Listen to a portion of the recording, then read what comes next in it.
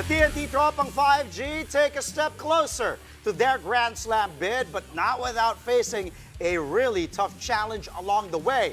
TNT drew first blood in the PBA Philippine Cup Finals with a dramatic 99-96 win over the San Miguel Beermen on Sunday, just yesterday, at the Big Dome, the Smart Araneta Coliseum.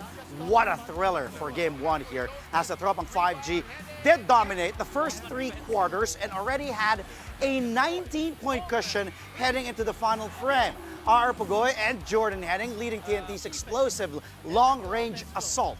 They finished with 23 and 19 points respectively. The Beermen did not go down without a fight though, as Junmar Fajardo, CJ Perez, and Chris Ross all sparked a comeback that briefly gave them the lead in the payoff period. Still, TNT showed enough poise to come out on top. The game did end with some controversy when officials rescinded a Mo Tautua basket in the final seconds. Despite being up 1-0 in the best-of-7 series, TNT head coach Chot Reyes admits he still has his hands full for Game 2. The next match of the finals will take place this Wednesday already. That will be July 16. Still, at the Big Dome, the Smart Araneta Coliseum, it will be at 7:30 p.m. Again, we're trying to make do managing minutes of so many players, Kelly and Roger, that we knew that we could be, if it's getting close in the end, that we're going to be at a huge disadvantage because of the depth of San Miguel. So ang usapan lang namin, let's just rely on each other, hang on as much as we can, and find a way to win in the end game. Our shots were not going in, but they were good looks.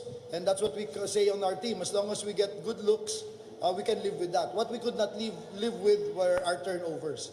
That's what fueled their run. It's they got, 20 points of turnovers from us. That's a huge difference. They got 20 points. Can you imagine if we just had cut that in half? Hindi na sana didikit. But that's what we have to address really, is our turnovers. Because they still had a lot of legs and wind to still put pressure even until the fourth quarter. And kami, hindi na kami masyadong ganun kalakas because, like I said, because of all the injuries that we're trying to manage. As mentioned, R. Pugoy was one of TNT's heroes in Game 1 of the Philippine Cup Finals, even though he's still not physically 100%. The veteran shooting guard top scored for the Tropang 5G on the back of 15 first-half points, a total of 2 4-pointers and 3 triples. Pugoy's Game 1 outburst was especially impressive considering he played for just 18 minutes because of a hamstring issue. The former FEU Tamarao sustained the injury in Game 2 of the semifinals as TNT faced the rain or shine Elasto Painters. Pugoy even missed the last 4 games of that series and was doubtful for the finals opener versus SMB.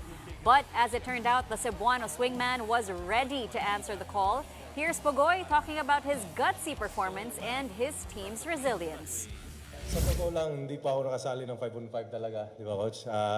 Nagtakbo-takbo lang ako. Tapos yung last laro ko talaga, nung Game 2 pa ng semis, tapos sabi ko, pag pinasok ako, titira ako ng titira, buti lang pumasok. So, ganun talaga. As a basketball player, ganun naman talaga eh. Pag palaruin ka, laro ka. Ganun eh. Siguro yung willingness to win lang talaga. Hindi kami sumusuko. Siguro yun yung nagpabigay ng kumpiyansa sa amin.